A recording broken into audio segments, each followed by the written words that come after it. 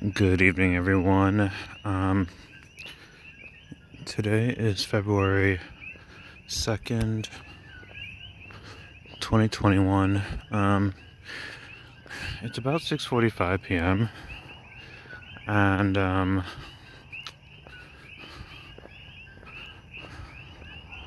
I definitely waited too late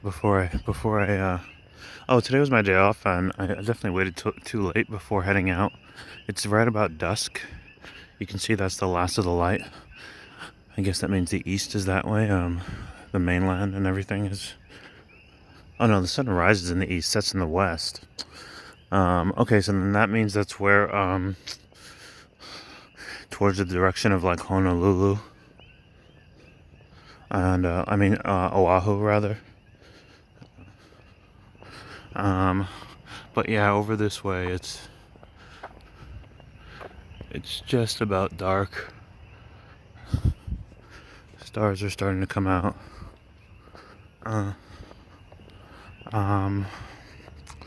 Yeah, I waited a little bit too late to head out. But today was my only day off, and usually because I'm working at a market, because I'm working kind of somewhat physically demanding jobs, and because I'm working 6 days a week, usually on my rest day, it being Tuesday, I usually just don't do anything.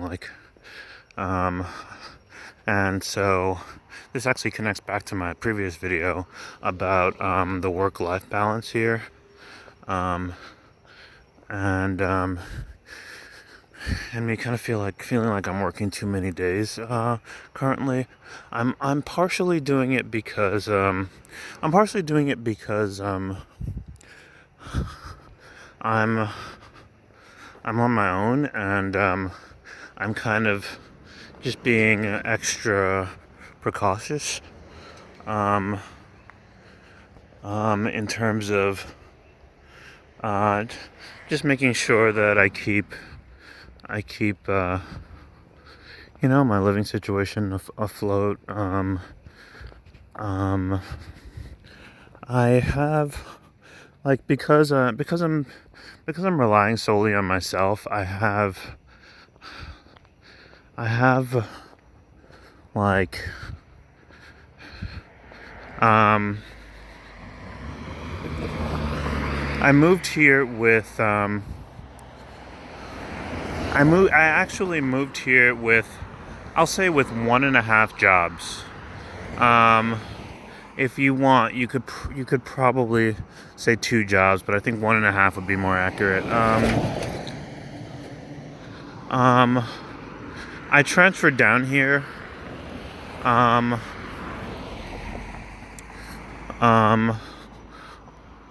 through the market that I work at. They have they're a chain, and so I was able to transfer from the mainland out here, and so that was my first job. I didn't, the way that I ended up out here, it wasn't as planned as it could be. It wasn't as nearly as planned as it could have been, as planned out. But I'd always known that I'd wanted to move out west, from all the way from high school. I'd always kind of had it in mind that I wanted to move to the West Coast to see some sort of how do you say juxtaposition to New York, but in a place where there was still stuff going on and whatnot. I think I definitely would have enjoyed it more had I moved out to someplace like California, maybe in my 20s or something. But I think I was in between school, struggling to finish college and pay for college and a whole bunch of stuff. So I'm trying to think.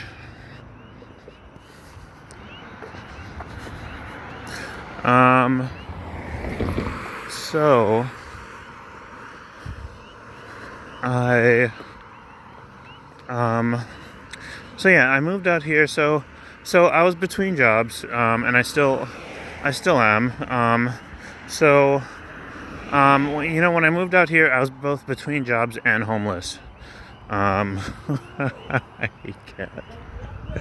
Um, I um, um,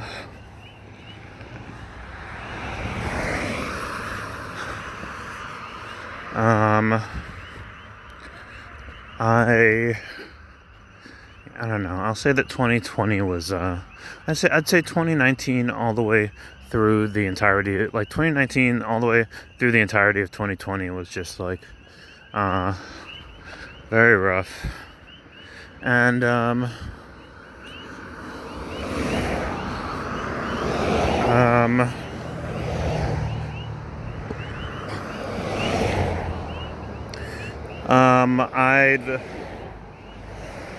I lost my apartment in 2019, and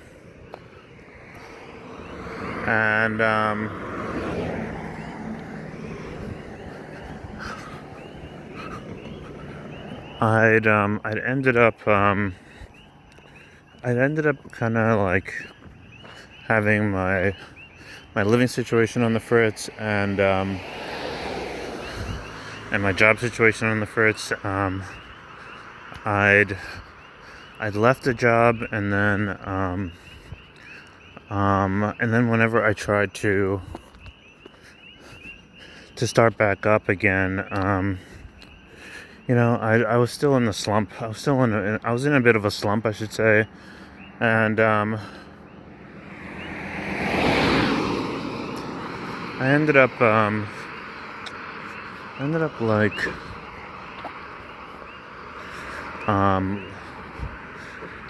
losing the next like major job that I had, and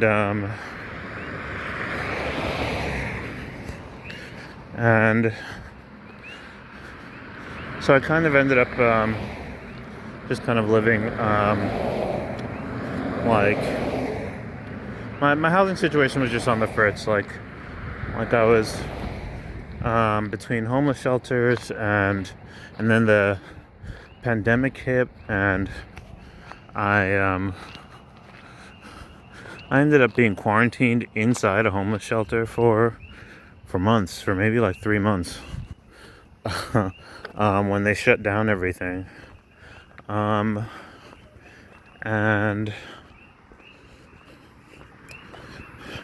then like I landed another IT job, and I was like, okay, like, like I'll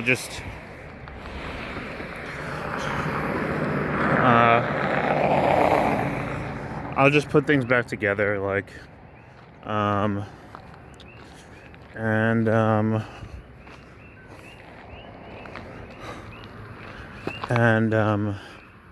that job, unfortunately, like, it was a rough situation. I was basically contracting with a company that supplies IT to the CDC, and the pandemic was afoot, and everyone was stressed out, and an IT team that probably only originally had like 5 main people, to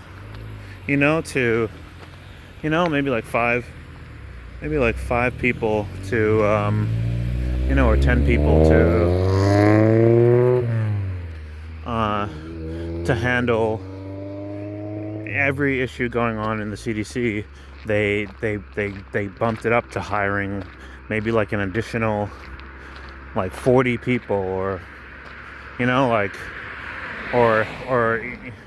maybe even a little bit more than that. It was something ridiculous, like, and because of restrictions with social distancing, they had to like cram they couldn't train everyone all at once, and they couldn't train us for as long as they would have preferred to, and so they broke us up into small, like 10-person groups, and crammed like 2 weeks of training down to 2 days. And like, it was just impossible to pick up everything perfectly, after just 2 days training and then just being released into the wild. And so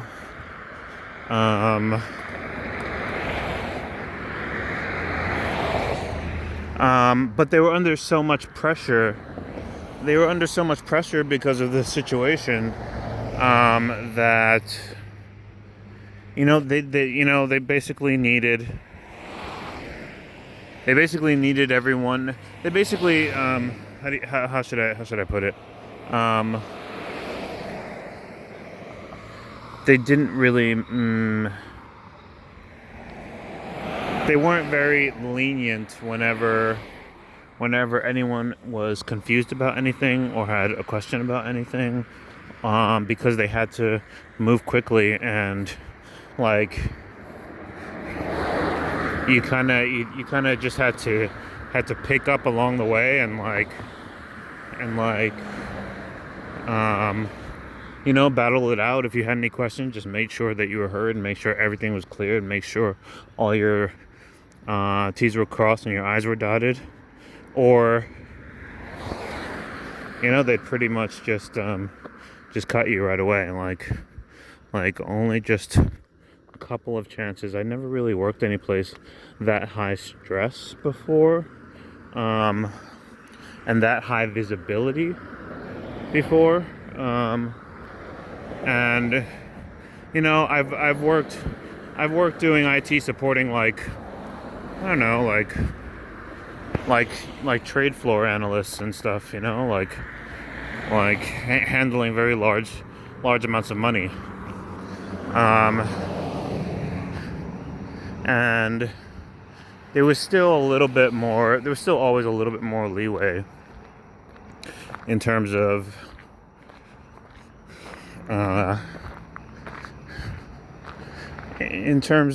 like new hires, and the learning curve.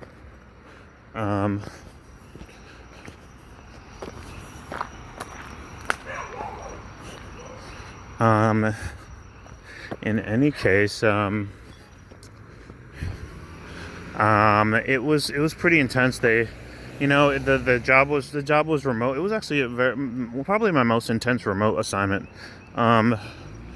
They not only, without telling us, without actually letting us know, they they would listen. They would set up all the PCs to listen to us at home while we were at work.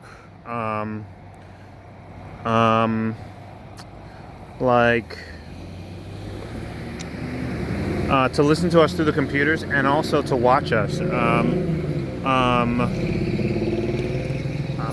Wait.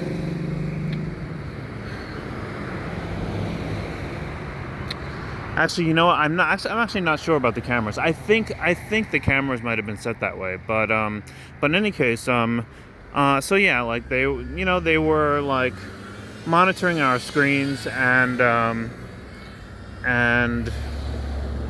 they were listening to us while we were at home or wherever we were. So if you had to say get up and go to the bathroom or something, then I don't know, maybe they might hear you flush the toilet and whatnot. So this hadn't been something that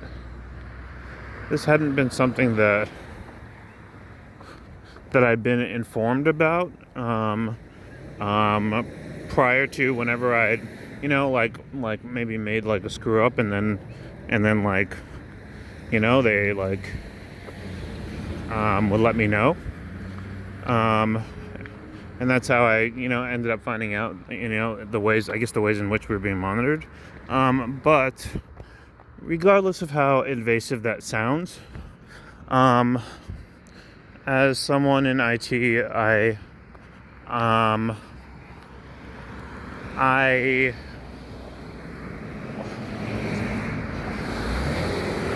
wasn't. I guess I'm.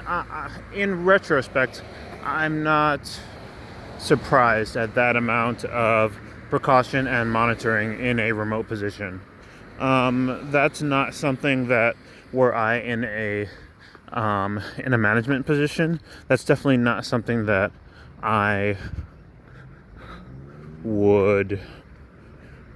probably wouldn't do without. I probably wouldn't do without the same amount of monitoring.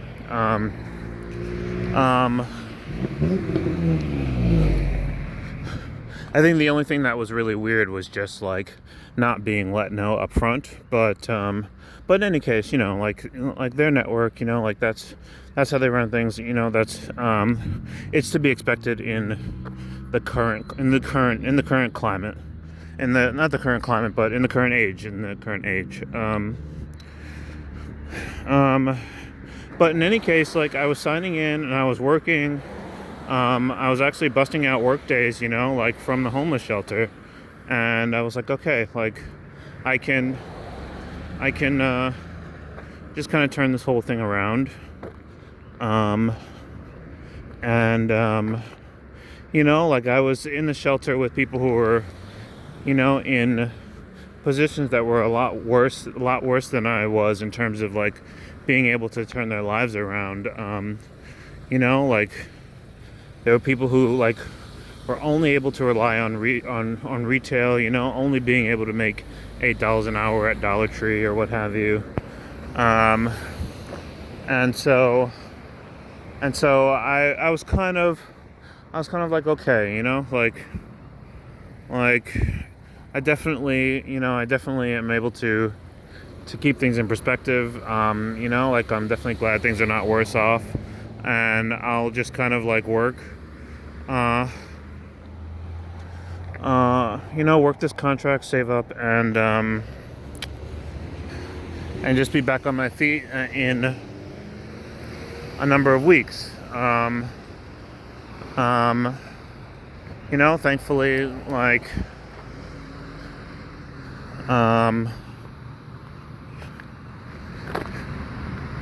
I'd say probably. Well, that's what I'll say. Like, and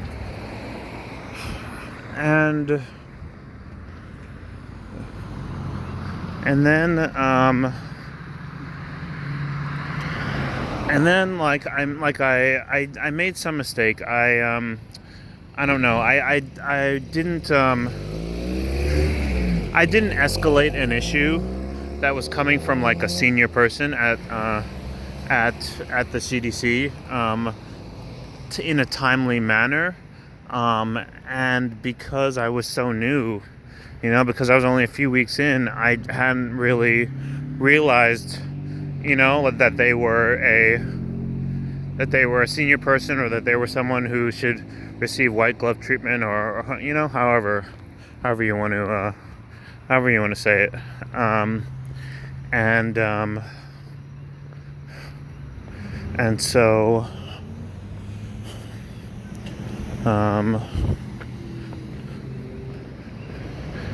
it was after that, and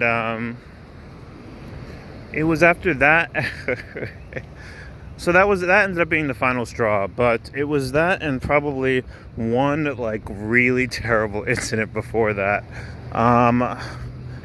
I think they kind of did a 3 strikes. First strike was probably just about something normal, like something simple that I just wasn't privy to, just because the training was so condensed. But it was like something typical that you would expect.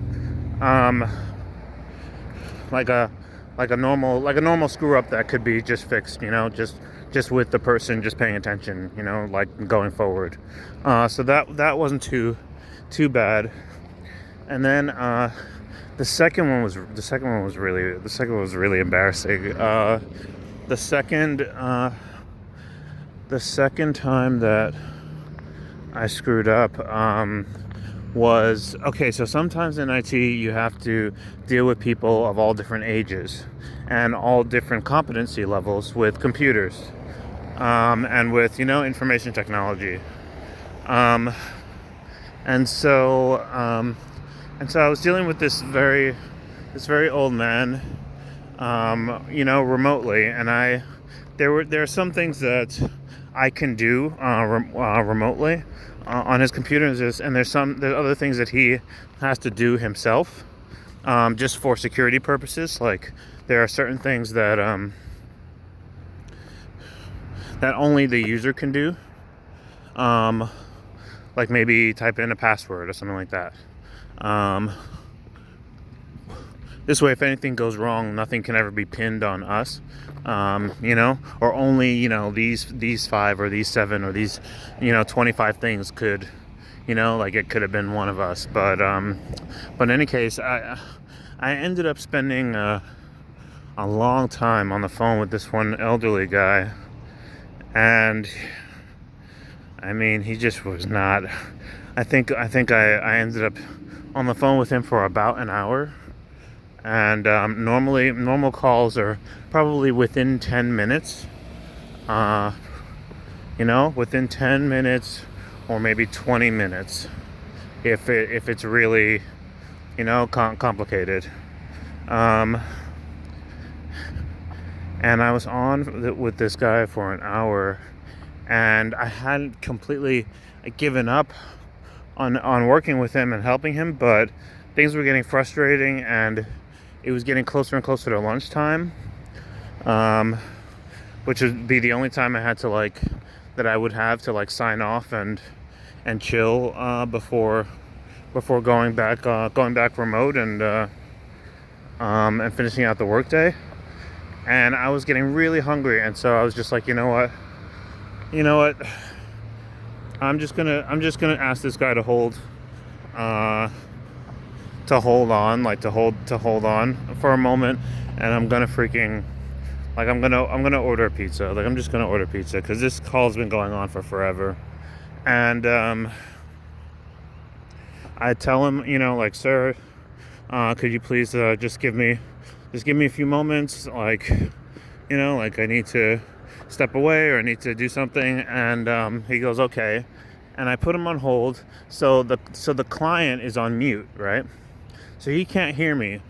And so I take out my phone. And I just make a quick phone call to order, and I place an order for pizza.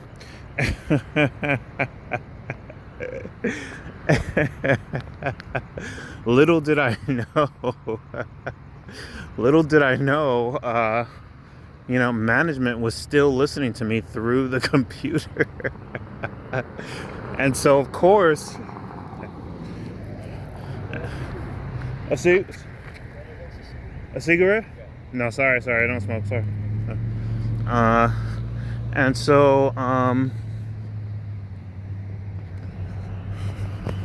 And so, what ended up happening? And so, of course, the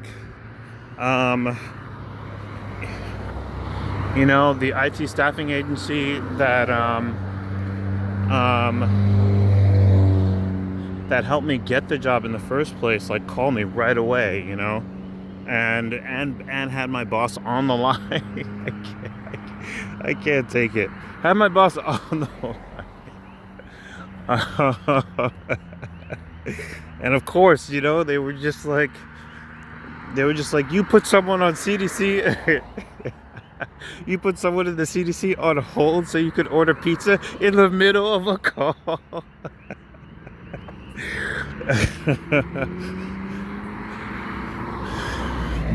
And I was just like, I was hungry.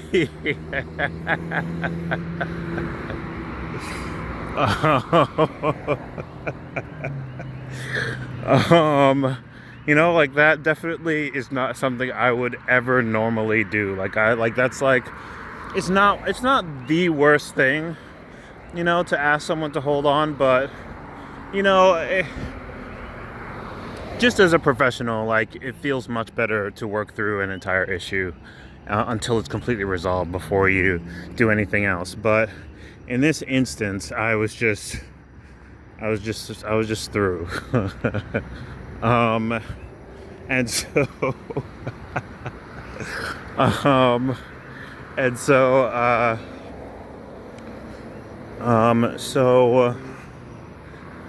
so after, you know, they still gave me one more chance. You know, even after that, they actually still gave me one more chance. They still gave me one more chance, and then, but you know, like I was basically on watch or whatever after that incident, and so after that,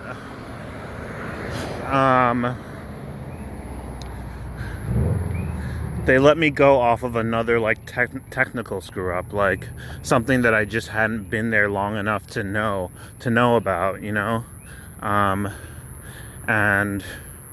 that was just what's it called, you know, not escalating the issue of someone that was like, I guess like a VIP in the CDC, and you know, you need to work someplace for, I don't know, probably at least a year, at least a whole year before you learn every VIP's name, and like, you know, which people are working on what, and like, you know, like how things should be handled, like,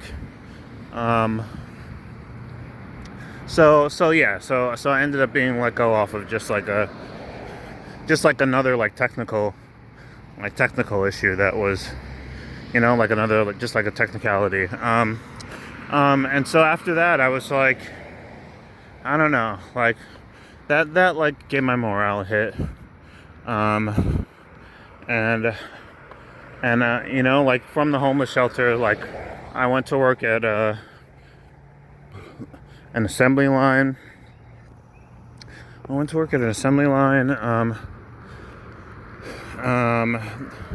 That was pretty grueling. And then I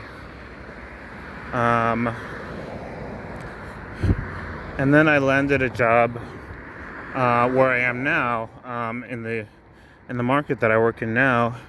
And by then, all my time at my previous homeless shelter, this being my second one, the second one that I resided in.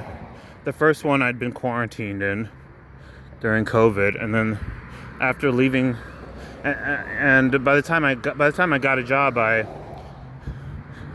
barely even gotten one paycheck before they were ready to unquarantine us and kick those of us out who, you know, like probably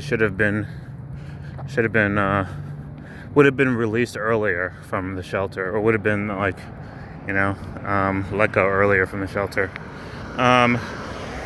So I needed to go to another shelter in order to get back on my feet.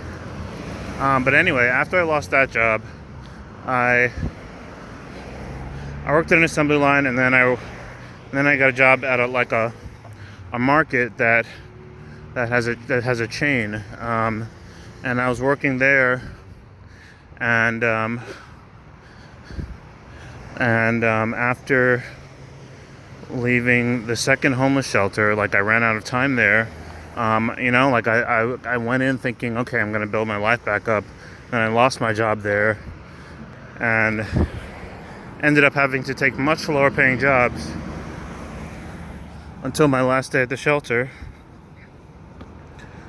And then I ended up living in my car, just living in the car, in the parking lot of the marketplace that I worked at, and just worked there and lived in my car, and worked there and lived in my car. And I did it for maybe a couple months before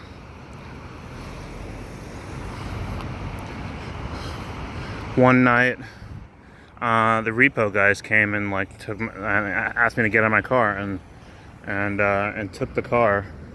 And so from then I was on at that moment I decided I would buy my flight, like to move to Hawaii that week. And like I'd already been like really, I don't know, like struggling, going through some things all the way from 2019, and it was now a year later. It was now over a year later, maybe pushing a year and a half later, in 2020, maybe around August or September, October. I think it was like maybe September. It was right around like August, September. And like after I lost my second IT job in a row, I was just like, you know what, and ended up in the assembly line. I was just like, you know what, maybe things just aren't gonna come back together. And I don't know what I usually, I guess my true north, or whatever compass that I usually, go by is that, like, I don't know, like once you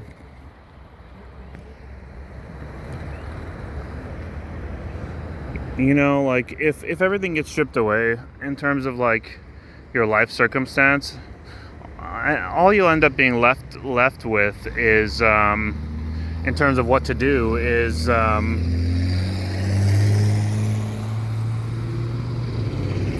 it's just everything that you'd ever wanted to do. Like if you same, like if you or maybe like are stripped away from all the things that probably would make you feel like you had a fulfilled life or something.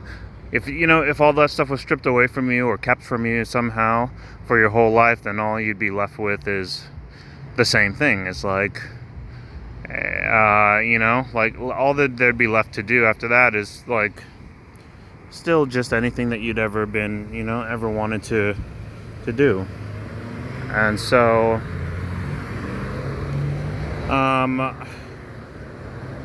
I'd wanted to move out west for the longest time. I'd moved down to Georgia because I have family there. I have like my parents and two out of four of my brothers. And I was really excited to make it work when I got there, but after everything pretty much fell apart, I kind of felt like, okay, well, I'm definitely not going to be like, I'm already no use to like my parents or my family, being how do you say, like homeless for a year, or like being out of a job or in and out of a job, I'll say, for years. So like nothing's really coming along, and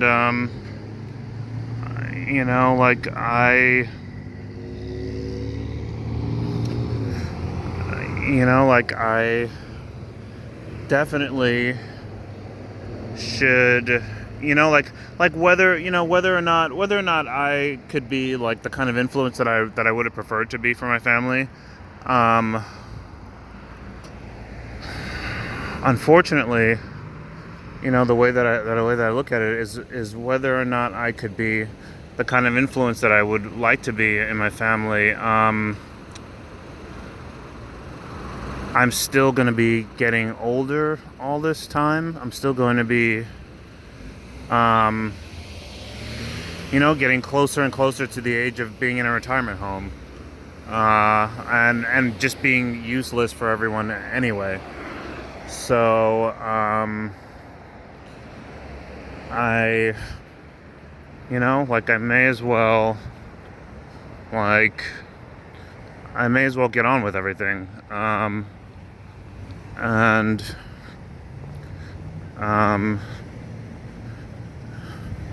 And so before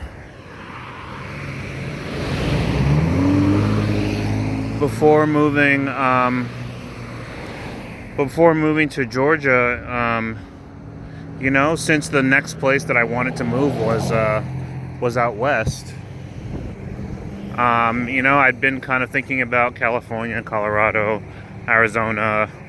I don't know, maybe like a Washington State.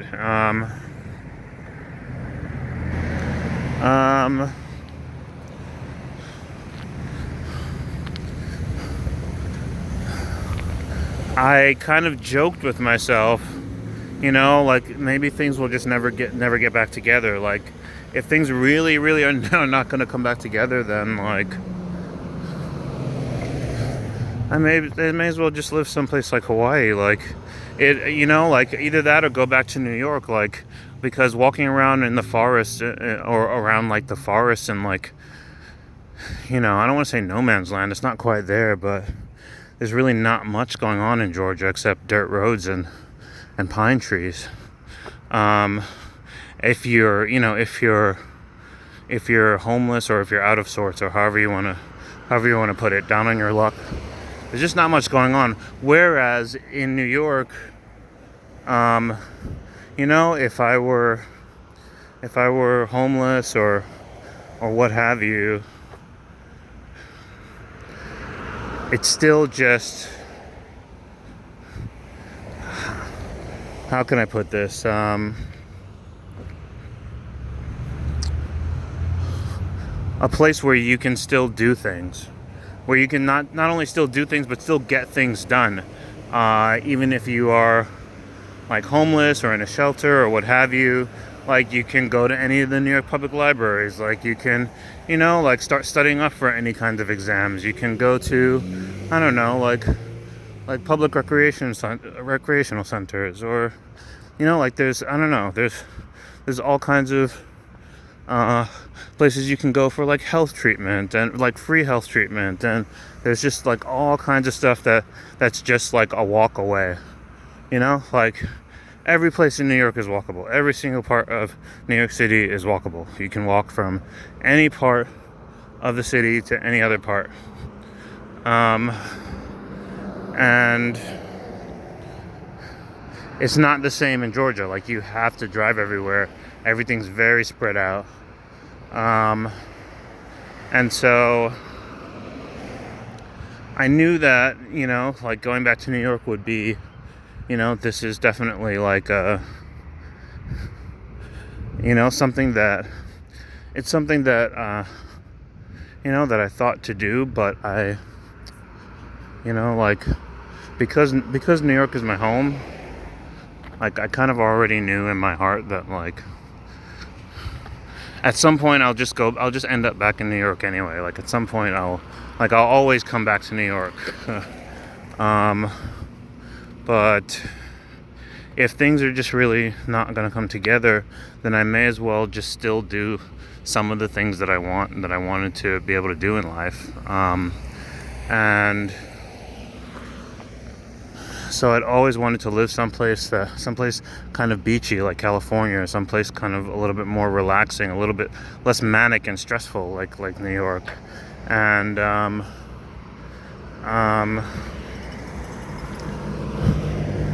and also I've always wanted to live abroad, to actually live in other countries. And so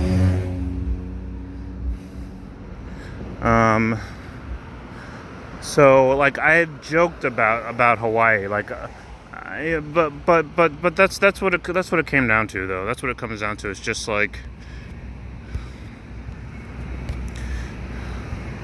like, if you're out of sorts, or things are going bad, down on your luck, what have you, if it really just looks like things are bleak, like, rather than